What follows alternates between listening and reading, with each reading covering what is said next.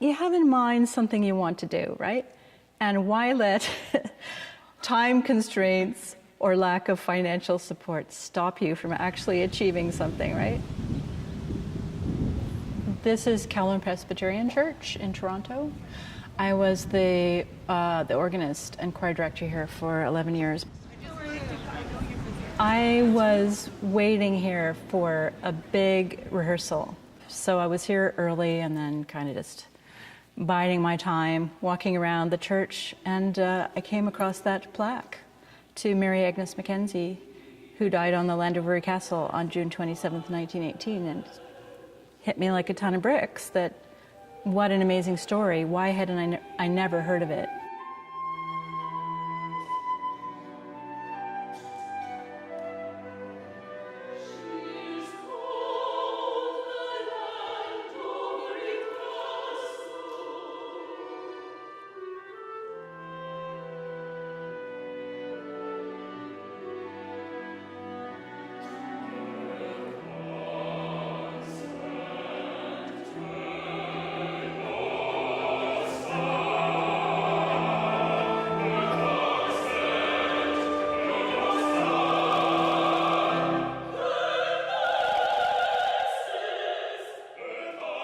I had written a piece for Canada 150, and Paul was on the board of directors for that organization. And so I just happened to, after the concert, go up to her and say, I'm on the board, I loved your piece, thank you so much for creating that for the fest. And this is typical Stephanie. She says, tell me about you. He let slip that he was a playwright. And she got super excited, and she said, I always need words. In very short order, she had captured my imagination with this incredible true story of a hospital ship that had a tragic end. I handed him all my books and my binders, and I said, you know, by the way, the 100th anniversary is coming up. And that date was June 27th. This is the centennial. This is 100 years to the night that hospital ship was torpedoed and the tragedy unfolded. I dove right in, and I just proceeded as Stephanie had counseled me, and I approached it like a play. And I gave Paul a deadline of Christmas time to have the libretto done, because I just basically blocked off January in my calendar with a big LC, and most of it was just going to be, you know, writing every day.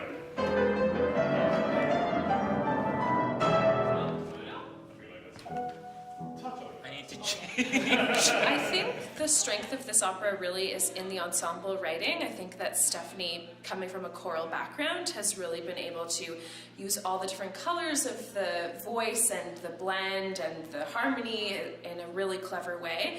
And Bicycle Opera is the only company in the world that tours by bicycle. I'd seen lots of their productions, and I was a fan of the fact that they could really effectively tell stories with minimal sets, minimal props, minimal costumes. So Llandovery Castle came about because Stephanie Martin and Paul Chufo approached us.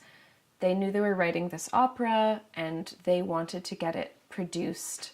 We met with Bicycle Opera Project, and they were enthusiastic. When Paul and Stephanie approached us with this piece, we were so excited because Bicycle Opera has done a lot of contemporary music, but we've never had the experience of developing a piece from the ground up. I'm feeling like I want to be The workshop, just as time went on, we attracted to our team a fantastic director, Tom Diamond. I'll drown as I feared, like my sister. I wrote the same. Yeah? Please. I, in the past, have seen the Bicycle Opera in action, and when I got the call to work with them, I was thrilled, because to work with a smaller company, a company that has their values so strongly in place, and do such interesting work, I was really thrilled to get that call. Well, we're really fortunate to have an amazing cast and creative team on this project. With a company that's sort of set up like Bike Opera, you become a family. So I didn't hesitate to say yes when they asked again. Any theater is collaborative. You you work away as the writer of the words, and then you bring it to other incredibly talented people who elevate it, who run with it. The time period were the beginnings of the golden age of radio. And so the concept, the idea here, is to put this on the stage as if it were a radio drama performed for the radio, but with a live audience.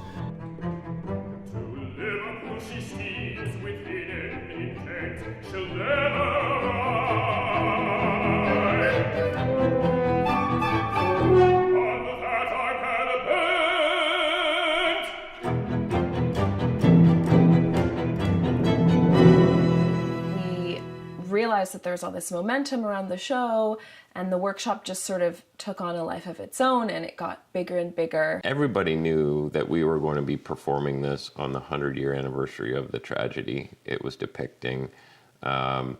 Everybody knew descendants of survivors, relatives of people who perished were going to be there. This man has come all the way from British Columbia. He is the grandson of one of the heroes of this opera. He was a very kind and gentle man. Didn't find all this out until much later in life. Enjoy the show. Yeah, I love it. It's just so amazing because we've heard of her our whole lives, so it's pretty precious. I can't even speak. A bunch of Bird's relatives were at the show, and that was amazing. I mean, it's such an honor. At the same time, it's nerve-wracking because you feel this responsibility that this was a real person. She's always been a hero in our town, so it's pretty amazing that it's being celebrated 100 years later. Rena was my grandfather's sister. My mother read the letters that were sent back, and alas, some of those letters have been lost. I just hope somebody's here to see it, to say, to realize it should go somewhere else after here. It was like the whole country was represented for that moment right here.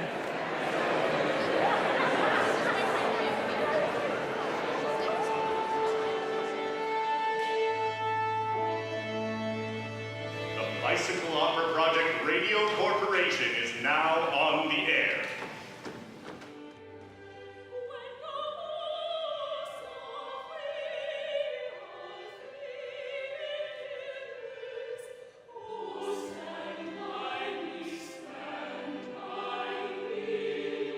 It is a good feeling to finish a scene, that's for sure.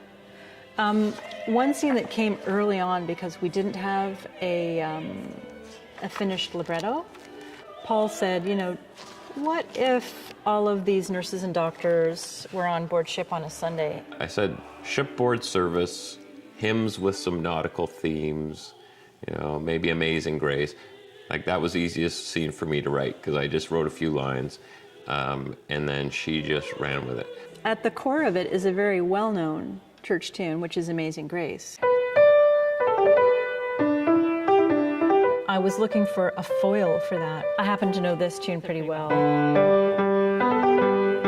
It's an Ave Maria from the Roman Catholic tradition.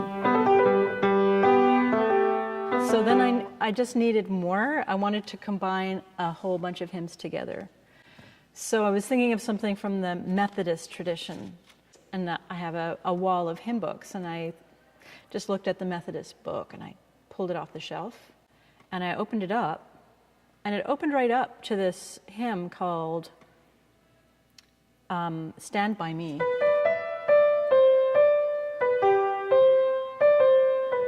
When the storms of life are raging, oh, stand by me.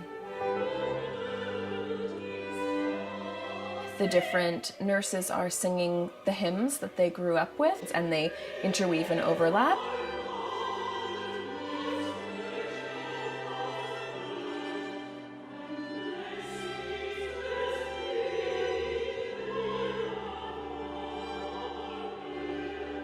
And at one point, you hear all of the women singing all of the tunes at the same time. It's a bit of a mashup, but it all goes together.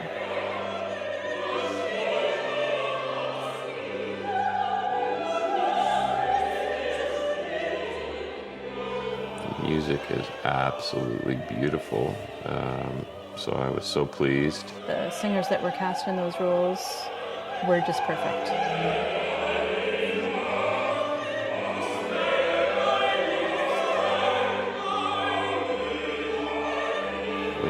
opera singers, the emotion they can convey. So you take a line that I would have written, then you add beautiful music composed by Stephanie, then you have it delivered by a stellar opera singer. The emotional punch was incredible.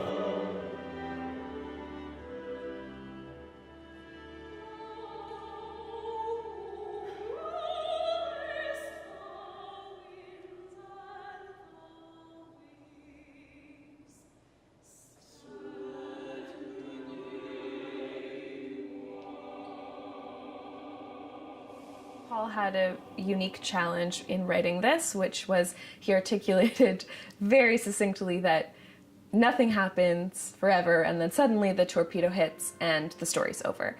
And so Paul had to create all of these stories, these mini stories within the nurses.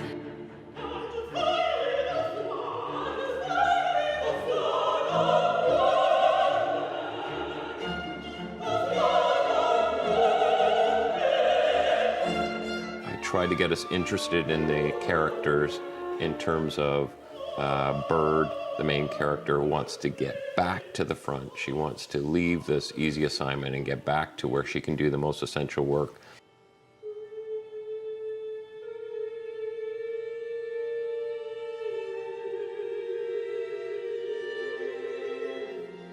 It shows how she deals with the PTSD, which is that she's ignoring it, suppressing it, she's acting with a sort of sarcastic humor all the time. So I tried to create some drama happening aboard the ship leading up to the really dramatic incident of the torpedo hitting and what follows.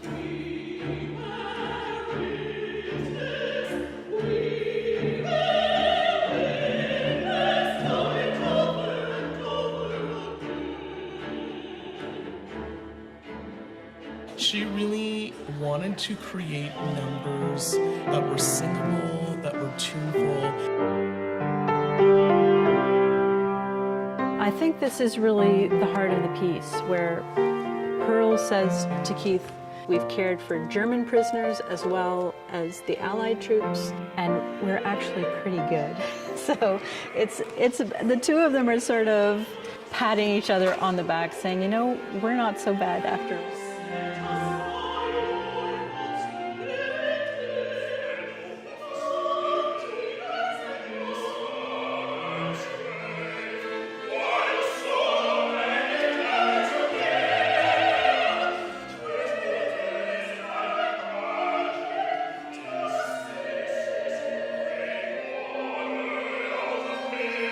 It's a kind of nice scene where it's just the two of them together. It's a moment of calm and rest before the tragic end of the nurses.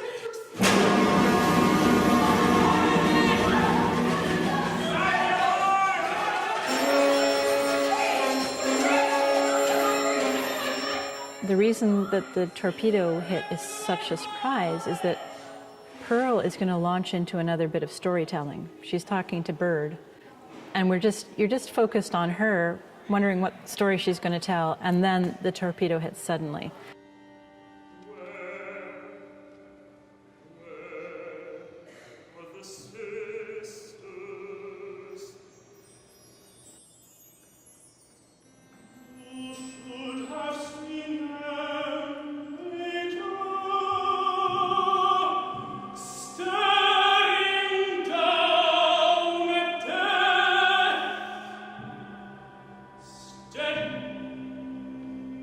I thought it was spectacular in every way. It was melodic. It was brilliantly choreographed. It's beautiful, and we hope that it doesn't go away. We want to hear it again.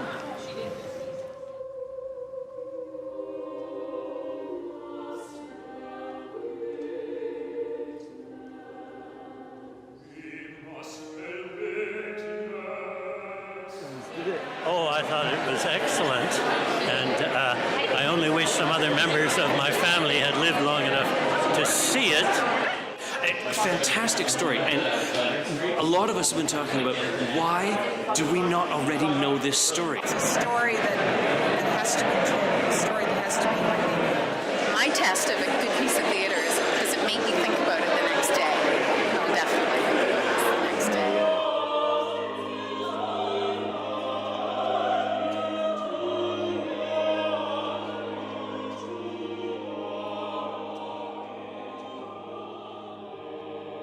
I think Bicycle Opera orchestrated this very nicely so that at the end of the show, the lights dimmed and we kept silence.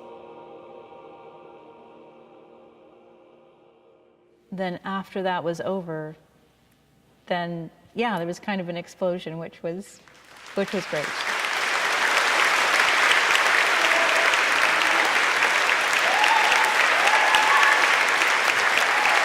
Extremely positive. I think it's just been such a wonderful experience. They leapt. They After did. the show ended, the second they leapt. that they brought the lights back up, it was just like the most energetic. Unbelievable. It's like you do these new pieces and you just work on them, and you have no idea what people will think about it. And clearly, they loved it. I thought it was incredibly moving. It's a beautiful libretto. It's genuinely poetic.